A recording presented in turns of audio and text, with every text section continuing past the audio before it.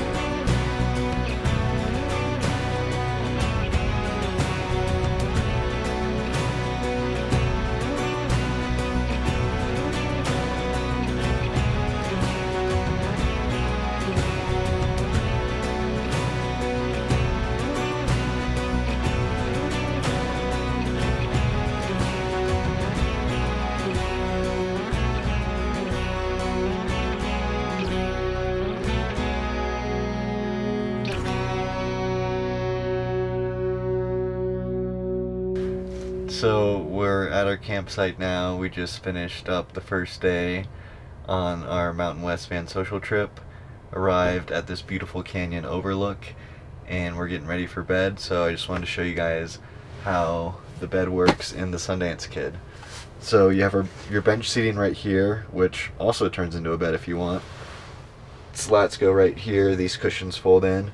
But for where we're sleeping, with the full queen, comes out like so. And it's already made. Beautiful. Alright, well, we're gonna go to bed and we'll see you guys in the morning.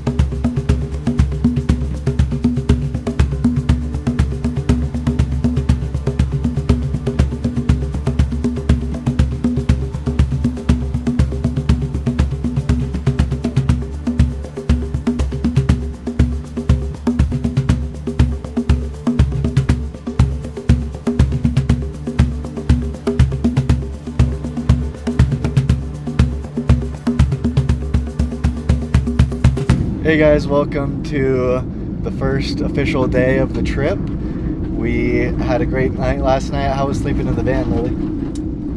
It was really cool.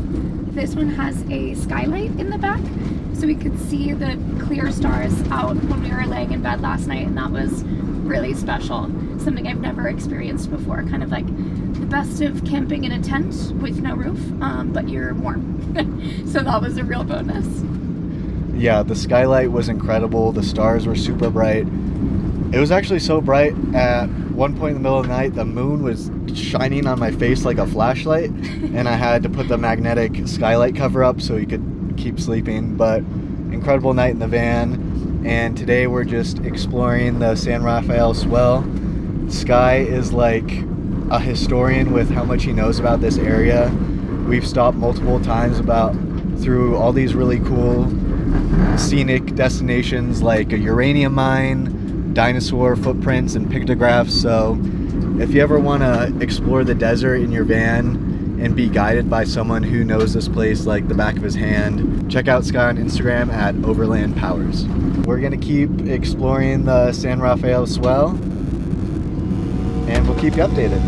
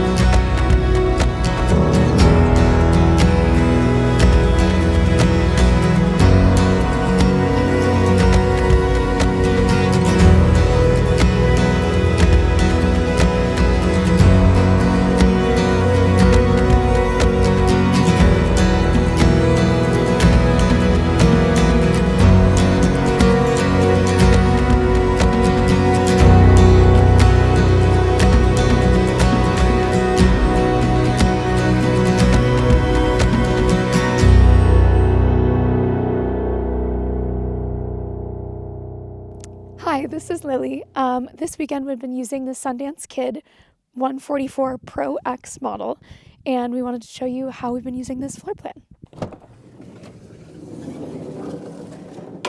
So here we are in the kitchen. There is a pretty big countertop with an induction stove burner, which we've been using to make tea every night, which has been lovely. And then right below that we have a big fridge. We are only here for 4 days, but this could fit a lot more days worth. And it has a nice pull-out shelf in there as well. Right here we've been storing dishes, dish soap, and this is our additional snack drawer for the road. And then below these seats here, we also have storage. So we have our trash in this drawer, nicely sealed. And then the storage in here is actually so big that the cameraman can fit his full tripod in here, which is really nice. So in this model as well, there's a lot of storage to be used. Above the driver's seat, there's all of this where all the camera gear currently is. And then we also have the upper shelves, we have one full of pots, one full of extra groceries.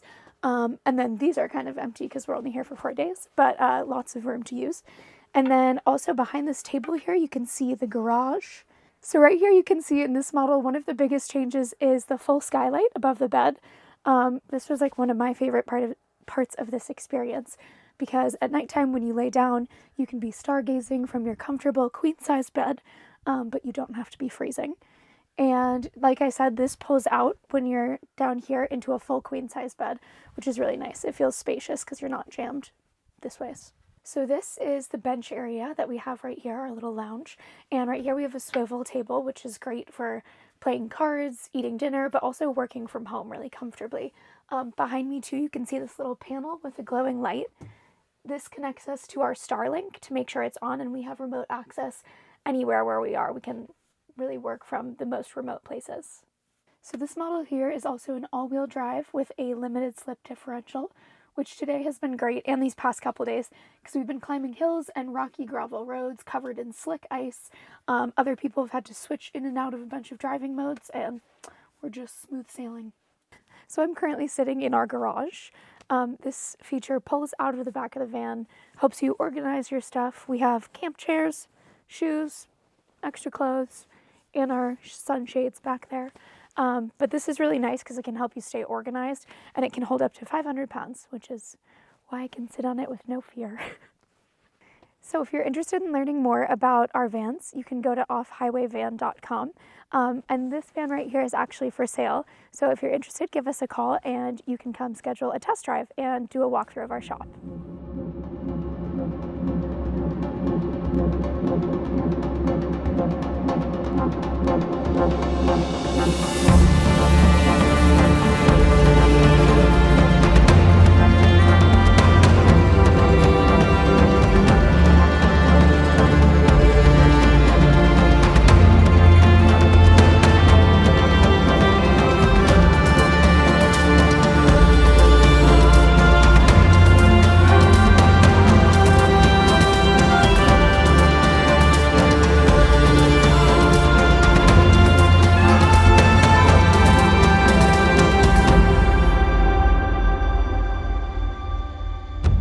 situation where you're stuck, you know, a lot of it's really about the assessment phase. What tools you're going to use, how are you going to get out, what do you have available?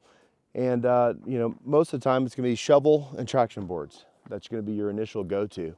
You want to remove the material from the van. If you've got material up here, mud or anything, you're going to have to get out here and get some work done. Push that out to the side.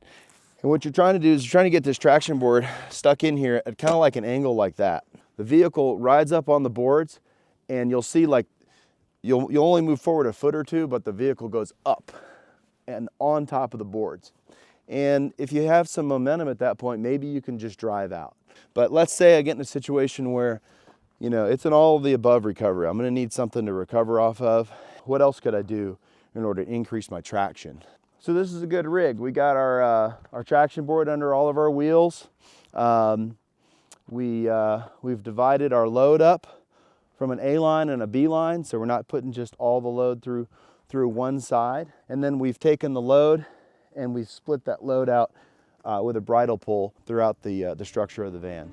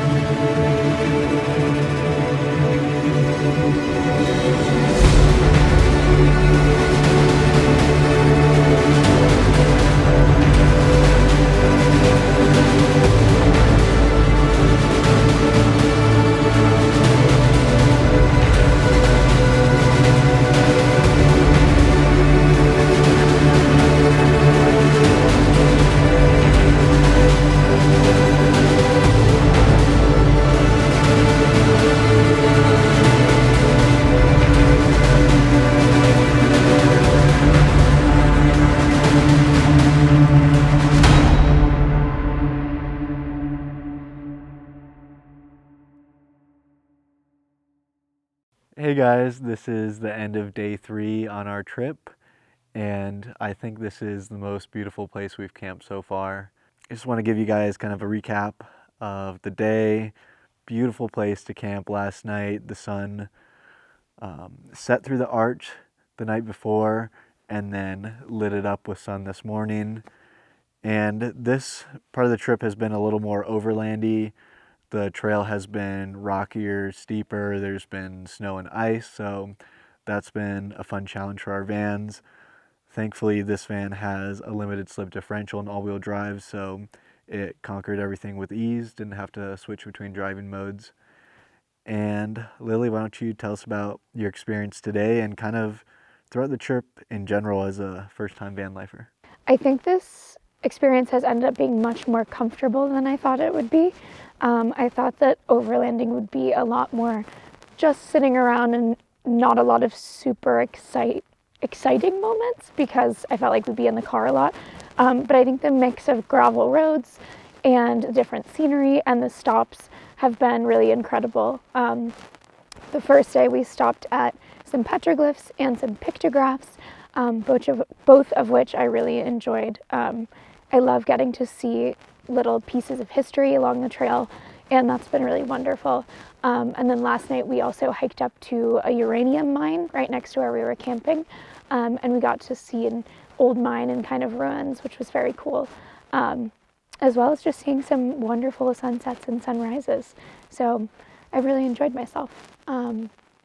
Had probably the best night of sleep camping I've ever had last night because a queen bed and a skylight makes it pretty comfortable. Another part of this trip that I've really enjoyed is at night, once we get to the campsite, Sky and a couple of the other people help set up a big fire, and they make everyone dinner, which felt like a really big perk because you don't have to prepare for all that.